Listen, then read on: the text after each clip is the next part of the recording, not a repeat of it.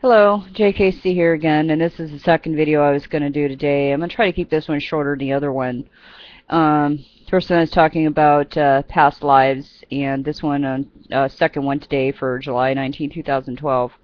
We'll have to do with astral projection again, but this time talking about the difference between those who have experienced lucid dreaming, OBEs, or astral projection, or just spiritual experiences, period, versus those who are skeptical and may not have ever had anything like this happen to them.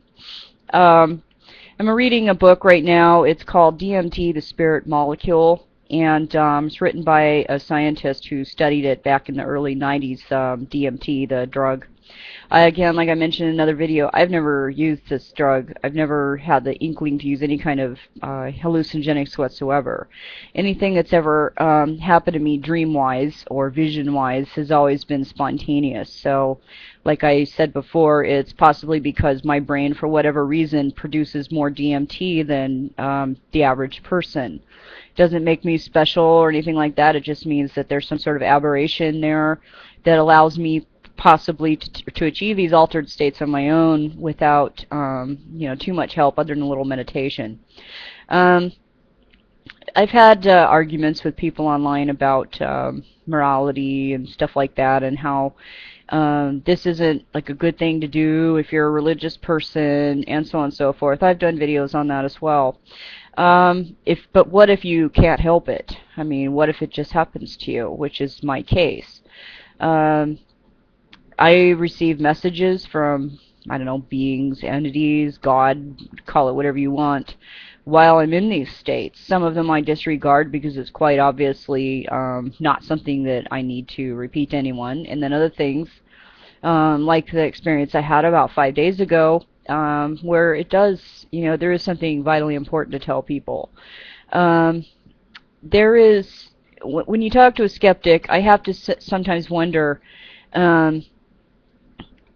if you could take somebody that claims that they don't dream, or if they do dream, it's just as black and white, disjointed things that, maybe they're naked in class or something like that, versus the dreams that someone like H.P. Lovecraft or Robert Monroe or myself, where you have lucid dreams that are so vivid and so real that you might as well be somewhere else. It's like 5D virtual reality. That's how realistic this is.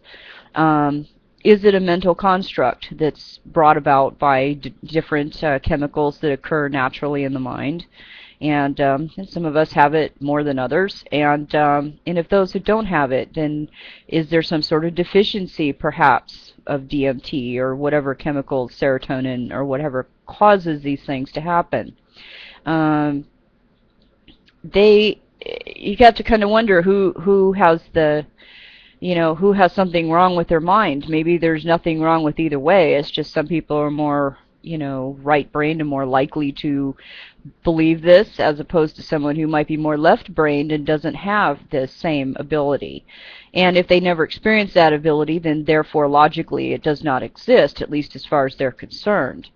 I'm of the opinion that unless someone has experienced it for themselves, or at least is willing to open their mind a little bit to possibilities, not to completely write it off. I do believe in looking for the most mundane explanation, and I suppose that yes, all the visions and stuff that I've had, while in these altered states, in these again naturally occurring endogenous DMT type states that I've had all my life, it could be a mental construct. It isn't like I've never watched movies, TV, or what have you. It's just the only difference is that it still doesn't explain the feeling of hyperreality, the clearness of it, and that everything in these dreams is logical and it follows physics, at least a certain kind of physics, whereas regular, ordinary garden variety dreams do not. So unless, again, a skeptic has, somehow magically experienced this for themselves, which rarely happens, but if it does, it's usually chemically induced. There are skeptics who have actually taken DMT and then have come around to thinking, well, okay, well, I'm not going to believe in God per se, but after this experience, I do believe there's something, quote unquote, out there. Again, like I've said before, I was an atheist for many, many years, and there are reasons for that, but it take too long to get into them. But again, my recent life, there were things that happened that I can't explain, so it caused me to look more into this. Again, the dreams have happened all my life, but I just wrote them off as crazy, vivid, bright dreams. But as I've been reading on more and more, I found out that other people have been having the same exact type situation. You know, when you first go into sleep paralysis and you hear the buzzing and rattling sound that used to scare me. It sounds like, you know, a buzzsaw going right around your ears, in both ears. I always thought that was just me, that I was having some kind of auditory hallucination, but yet magically all these other people who have experienced astral projection, altered states, have heard the same exact sound. Okay, what is that noise? What is the vibration? Okay, is it, if we've all been making it up in our minds, then how do we manage to make up the same thing? Again, also with viewing, if you're able to go into into the state and see these things, you have to allow for the fact that, okay, if I'm constructing this with my mind, I'm very good at it, and I should be out there making movies. I'm able to walk in other people's shoes. I've had visions where I actually was somebody else. I mean, completely different. Somebody that wasn't even my same race or same age. And I'm living their life in this, during this vision, and just for a time. And other times I'm standing in somebody's room. They're not even aware that I'm there. And I'm just sitting, simply watching, watching them live their lives and trying to figure out, okay, what's the lesson I'm supposed to be taking away from this, or why is this important? I could go on and on about, what you see there. What I think is a little more important here is if you've never experienced an astral projection, which I believe that actually most people have, they've just forgotten it. How do you get back there? You could try meditation, and sometimes you have to really, really practice meditation, especially deep meditation, in order to get into the trance state that's necessary for this to happen. But it's really hard to do without falling asleep. Even now, I still fall asleep, when I'm trying to achieve the same state. I would suggest that you Google Robert Monroe and look up his, there are tapes that are out there, and the Monroe Society put out there that explains how they, they do this. Occasionally you might even find some free ones online. You just have to kind of look. Otherwise, you can buy their tapes from them, and it helps walk you through it. I think out of all the self-hypnosis type things that I've looked at online, his is most effective and still is to this day. There's another kind out there, lucidology, which actually does help if you're not into visualizing and trying to put yourself into a meditative state.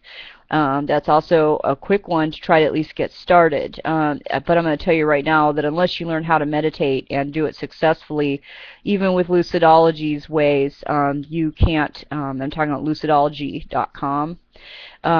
Even without that there, or if you tried those techniques without all the visualizations and everything, it's going to be really difficult to get a true OBE experience. A lot of people who've tried lucidology that I've talked to end up getting to the sleep paralysis state, but then when they hear the buzzing and everything, they can't seem to get out of their body for whatever reason. They can't roll out or do whatever they're supposed to do.